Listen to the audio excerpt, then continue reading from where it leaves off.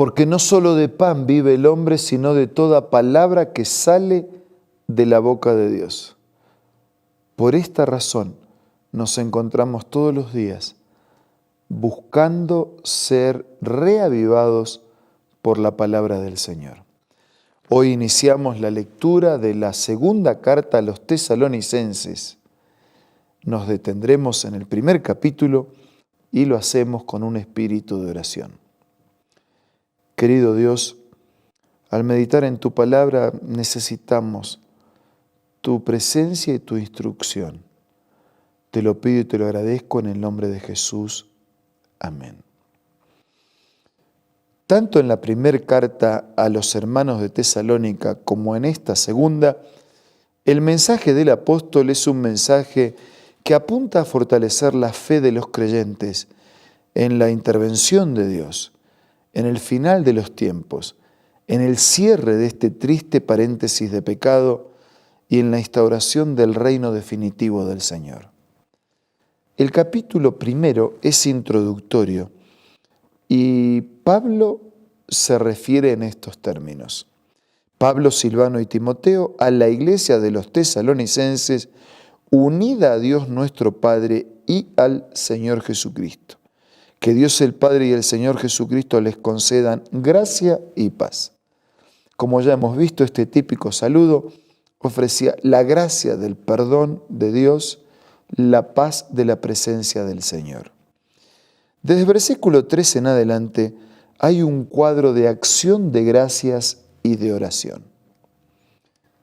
Dice el versículo 3, hermanos, siempre debemos dar gracias a Dios por ustedes, como es justo, porque su fe se acrecienta cada vez más y en cada uno de ustedes sigue abundando el amor hacia los otros.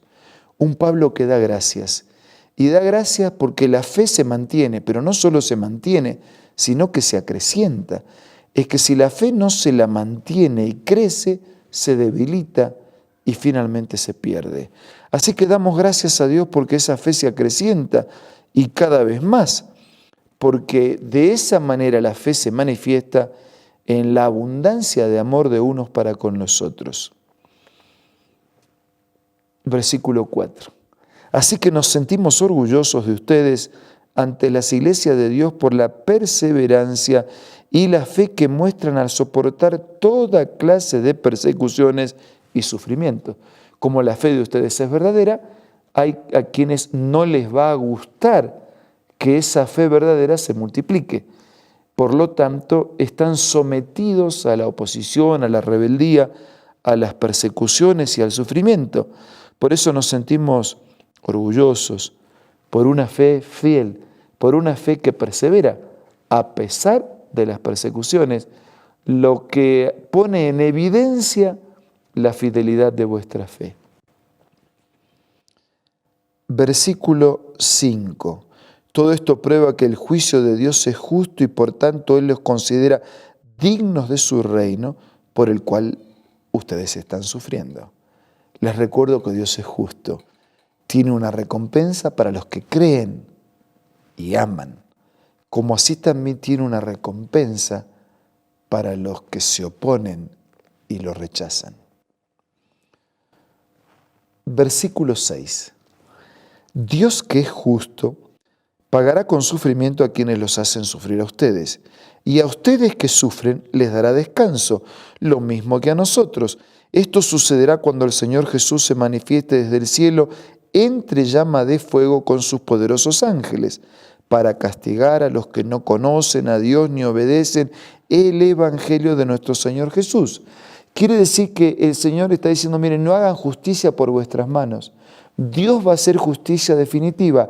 ¿Cuándo será la justicia definitiva? A veces la justicia llega en nuestros días, parcial o completamente, pero llegará completa y definitiva cuando el Señor regrese, cuando este mundo de maldad sea destruido para siempre y cuando el reino de Dios se establezca definitivamente. Versículo 9. Ellos sufrirán el castigo de la destrucción eterna, lejos de la presencia del Señor y de la majestad de su poder. En realidad, lo que Dios quiere es destruir definitivamente el pecado. Pero finalmente los pecadores que no aceptaron independizarse del pecado para vivir dependiendo del Señor, los que insistieron en estar unidos a su pecado, formarán parte de la destrucción definitiva del pecado y sufrirán el castigo de la destrucción eterna lejos de la presencia del Señor y de la majestad de su poder, el día en que venga para ser glorificado por medio de sus santos y admirado por todos los que hayan creído, entre los cuales están ustedes, porque creyeron el testimonio que les dimos. Y la verdad es que no es solo Pablo, todos los escritores de la Biblia, vez tras vez, reiteran lo que ya fue el ruego en el Padre Nuestro: venga a nosotros tu reino. Un reino que hoy a través de la fe es el reino de la gracia. Comienza en el perdón, pero que cuando el Señor venga se transformará en el reino de la gloria, cuando definitivamente el mal desaparezca. Versículo 11. Por esto oramos constantemente por ustedes, para que nuestro Dios los considere dignos del llamamiento que les ha hecho y por su poder perfeccione toda disposición al bien y toda obra que realicen por la fe. Pablo dice, oramos por ustedes, para que se mantengan firmes, para que se mantengan fieles, para que el bien que pretenden hacer lo hagan, para que la decisión de caminar en armonía con la voluntad del Señor se afirme día a día, para que Él perfeccione toda disposición al bien y toda obra que realizan por medio de la fe. El Señor no rechaza las obras, solo que tienen que ser el resultado de la fe, de la comunión con Dios. Él espera nuestra obediencia, cuando la obediencia es resultado de nuestra comunión con Él. Versículo 12. Oramos así de modo que el nombre de nuestro Señor Jesús sea glorificado por medio de ustedes y ustedes por Él, conforme a la gracia de nuestro Dios y del Señor Jesucristo.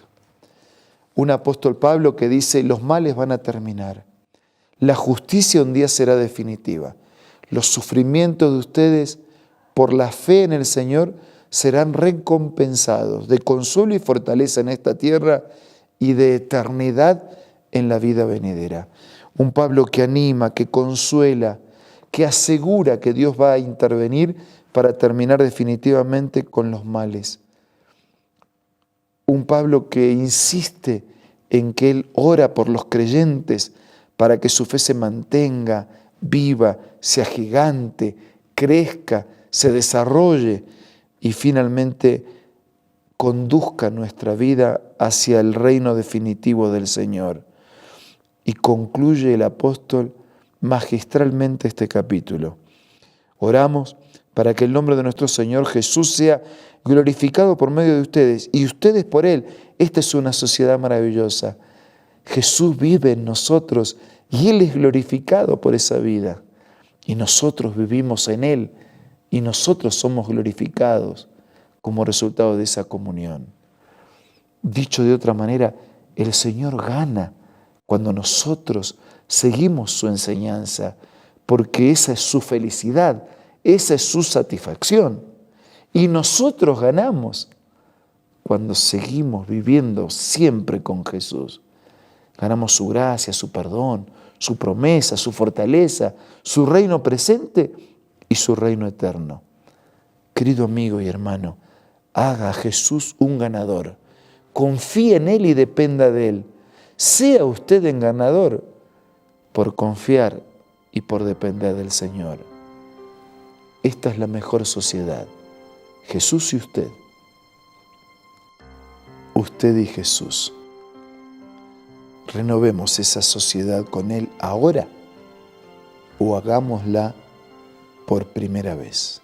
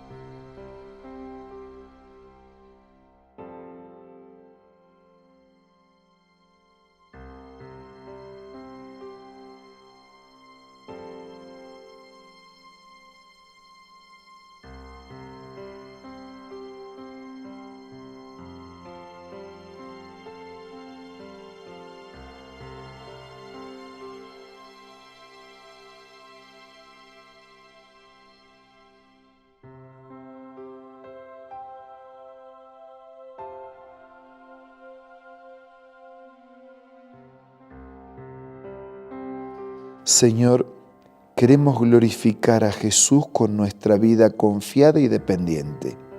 Y queremos que Jesús glorifique nuestra vida por su presencia permanente.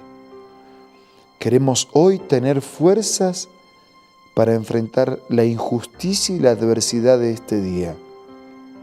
Y queremos tener consuelo y esperanza de que en breve nuestra vida será eterna con el Señor. Bendice a todos nuestros queridos hermanos y amigos y danos hoy un día pleno de victorias. Te lo pido y te lo agradezco en el nombre de Jesús. Amén. Muchas gracias por su compañía. Nos reencontramos mañana para seguir siendo reavivados por la palabra del Señor.